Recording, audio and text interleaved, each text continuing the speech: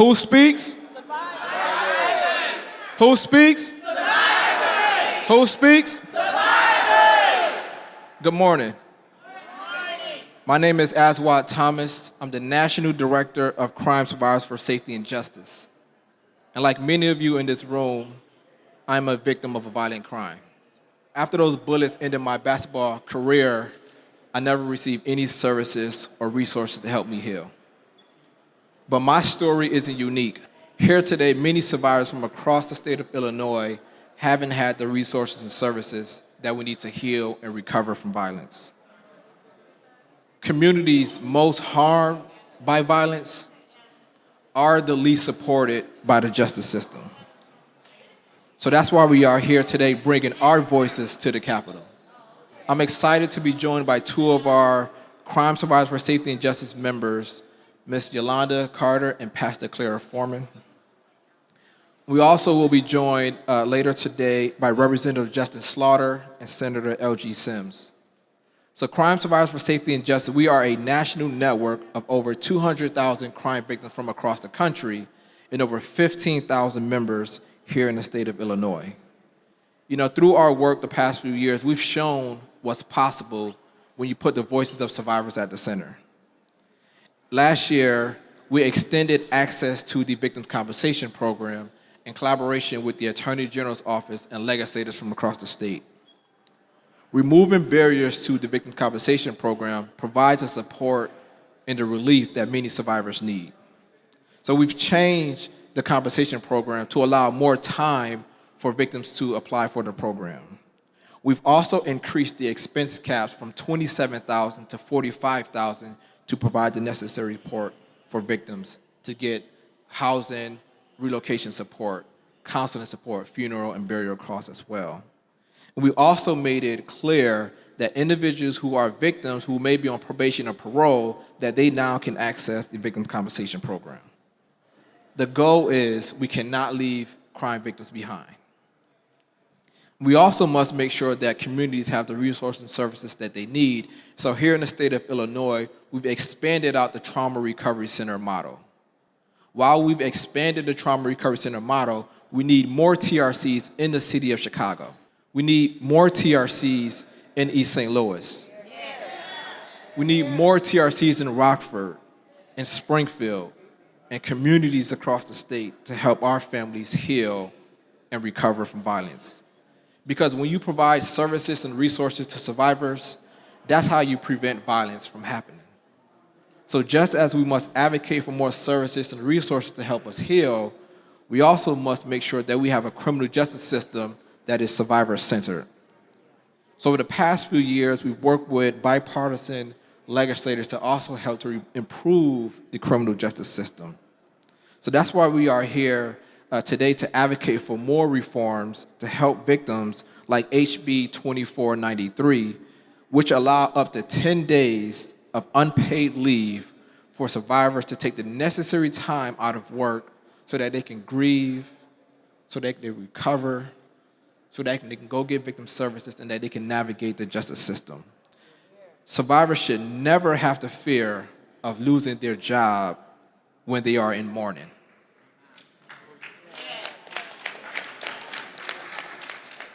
And many of you have been making it clear for years that what happened to us, we don't want it to happen to somebody else. What happened to us, we don't want it to happen to anyone else. We also want to ensure that people who are coming out of the justice system, they're coming out better than they were before. So we must continue to improve access to rehabilitation for those who are in the justice system.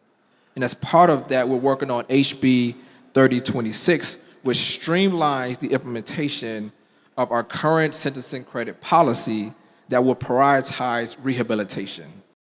So these important programs that are currently in existence, we need to expand on those programs to help people prepare for success once they leave the justice system. Because we know in our communities, when people have jobs, when people have education, when people have the skills that they need, that helps with economic stability. That helps stop the cycle of violence. And so that's why these bills, they promote accountability, these bills promote healing and recovery for survivors. So that's why we are here in the Capitol as part of Survivors Speak Illinois. So when survivors speak, change happens. When survivors speak, change happens. Now I would like to welcome my fellow CSSJ members to share a few remarks. Ms. Yolanda Carter.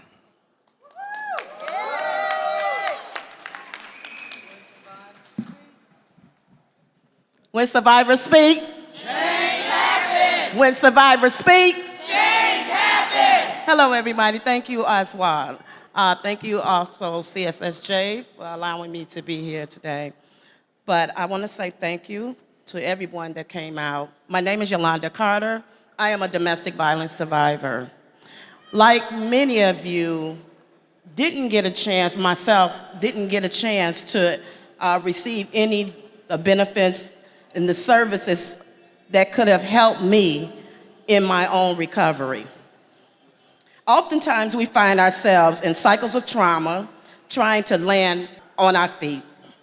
The cycle of trauma is the foundation of much of our violence and instability we've seen firsthand. That's why we're here today to call on our elected leaders to stand with us and ensure that survivors have the help they need to heal.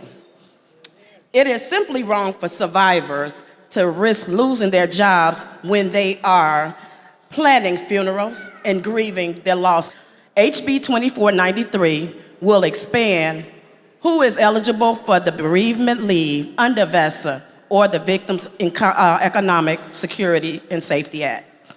This bill ensures that if you lose a family member to violence, you have up to 10 days unpaid leave, grieve, attend a funeral, or make arrangements. Losing a loved one is traumatic enough, and not knowing whether you'll have your job during that time can further compound that trauma. We can also address the trauma by expanding the network of trauma recovery centers that we have in our state. TRCs have been proven to help survivors address mental health needs, access victim services, stop cycles of victimizing in places most hurt by violence. There is no one solution of safety, but these approaches bring hope to our communities looking for change and can make Illinois safe for all. We will make it happen because when survivors speak, change happens. Thank you. Thank you. Thank you, Yolanda. And next up, we'll hear from Pastor Clara Foreman.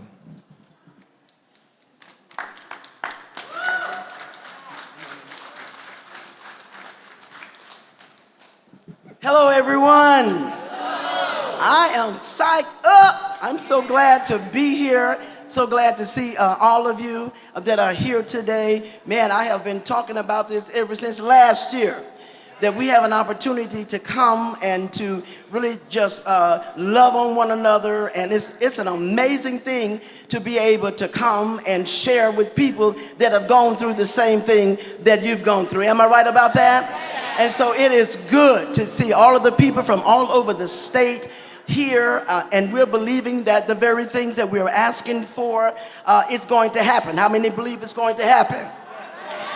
Let me back up.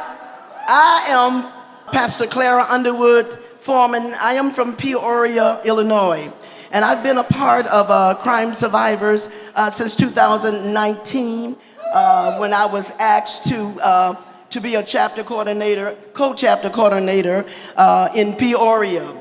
And I tell you, it changed my life. It changed my life. Having someone, an organization to be there, to be able to encourage me. And I went from feeling as a victim to a survivor. And that is huge. Because when you feel like you're a victim, you take in a whole lot of things that really hinders you from really moving forward. But when you become to a place of feeling that you are a survivor, that no matter what you have gone through, you're going to make it through this. Now listen, I already said I'm a pastor, so I just may say, somebody say amen. Amen. It has been tremendous. A lot of the things that we've asked for, that we've come here to Springfield, we've gotten, and that is major. And the reason why I am a part of Crime Survivors for Safety and Justice is in 2002, I lost my first son, Reginald Ottman, to gun violence. Actually, he was killed in my home. I was actually upstairs laying in my bed and heard the shots. And then in 2015, I lost my last son, Desmond, to gun violence as well. And so I made up in my mind that I wanted to be a part of the healing process that we go through. I don't want to see another family go through what I went through.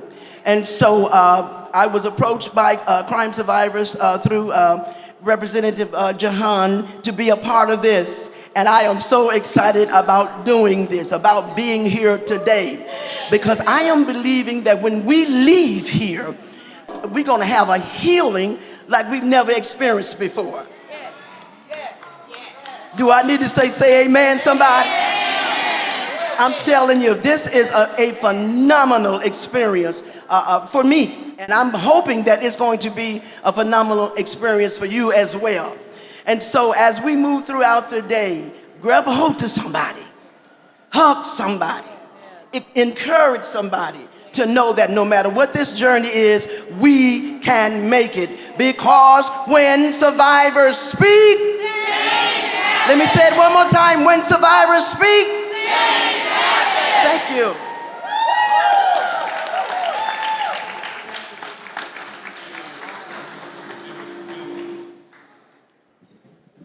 When survivors speak,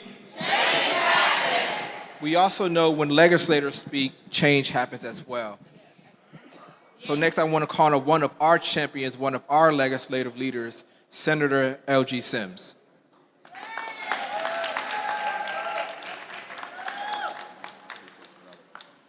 Y'all missed y'all shouting cue. Amen. Amen. Amen. You know, it is an honor and a privilege to be here. As was mentioned, my name is L.G. Sims. I have the honor and privilege of representing the 17th District in the city of Chicago, the southern suburbs, and rural Will and Kankakee County. But I see so many times across my community the pain, the extraordinary pain that individuals feel because they are suffering from loss. And we will never call you victims. Families are not victims, they are survivors, but they are on the front lines of this fight. So as we stand with you, we ask that you stand with us, because there are some who don't want to hear the pain that you feel. They want to dismiss it as if it doesn't exist. But we know that that pain exists. We know that that you internalize those challenges. We know that you internalize that pain, but you go on. That's why we have fought to pass legislation that will make sure that you have the opportunity to deal with your grief, to deal with your pain, to make sure that we have opportunities to rebuild communities. But this doesn't happen without you. That's why when survivors speak, when survivors speak, but I also want to add something else. I want to add that enough is enough. Enough. Enough. We are far too tired of being sick and tired.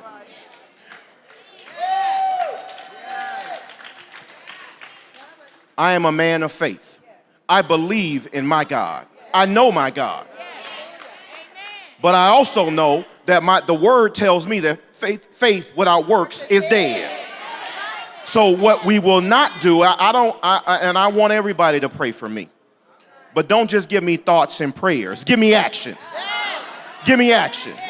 You give me action by making sure that you hold the individuals who are harming our communities accountable.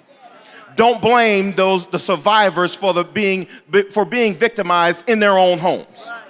We need to call out the individuals who are and eradicate the individuals who are stripping and harming our communities.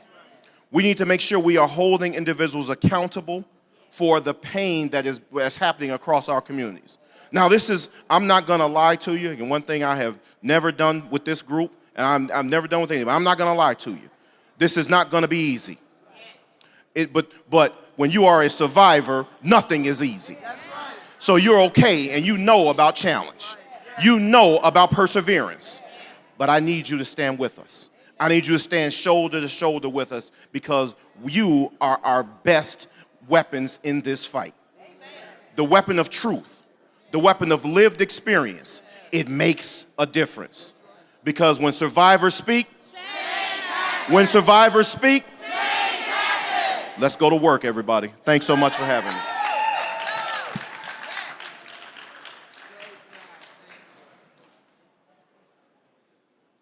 When survivors speak, when survivors speak,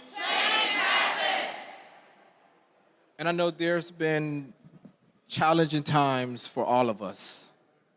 This year, the past few years, this week, everyday violence is happening in our communities. When I stand over here and see the faces of our loved ones who are no longer here today, we are in mourning. So as we stand here today, if you have a candle, light a candle.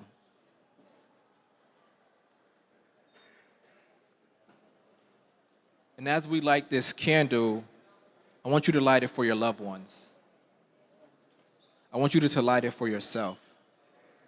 And I'll be joined by several people who will light a candle for survivors. I light this candle for all survivors of violence.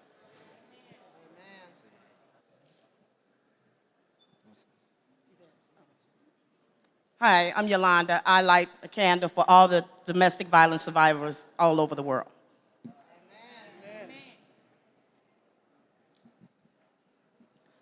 I am a survivor of gun violence. I light the candle for us who did survive the gun.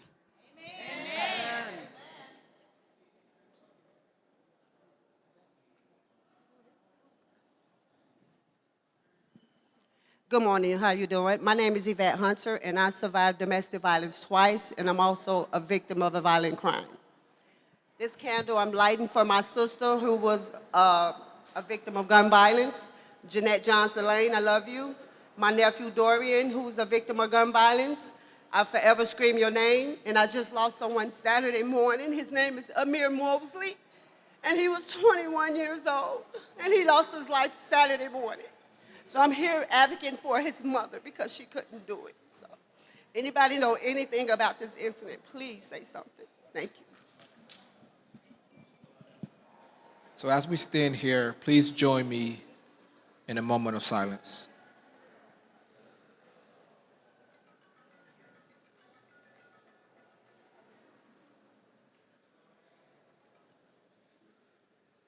And as we stand here in silence, please feel free to call out the names of your loved ones who are no longer here that you want to bring into this space.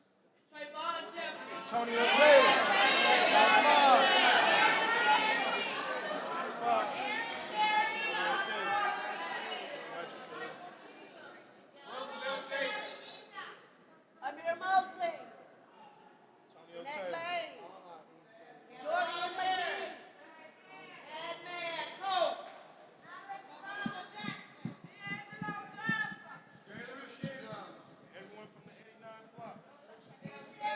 Oscar Hera.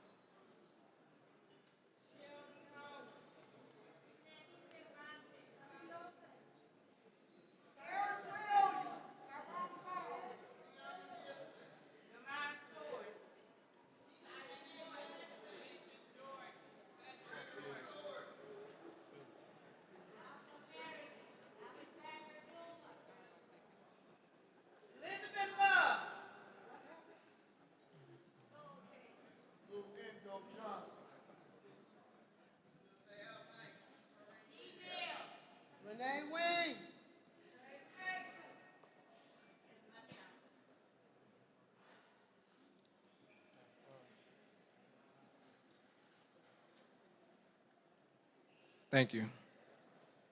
We are here not only for ourselves, we are here for our loved ones. We are here for our communities. You deserve dignity. And we know the justice system haven't provided you with dignity. You deserve time off from work to grieve and heal after experiencing violence.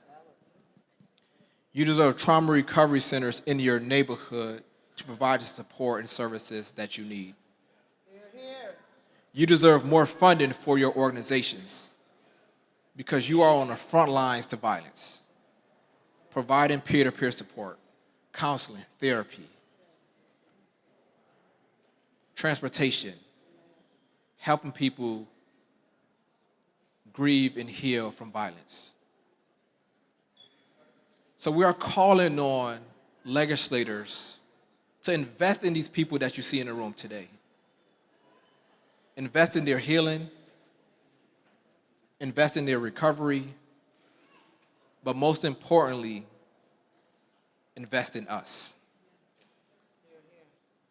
So together we can make real changes here in the state of Illinois. We can stop the violence from happening. We can help people heal. And we can help people coming out of the justice system get access to housing and jobs. Those are the things that stop the cycle of violence.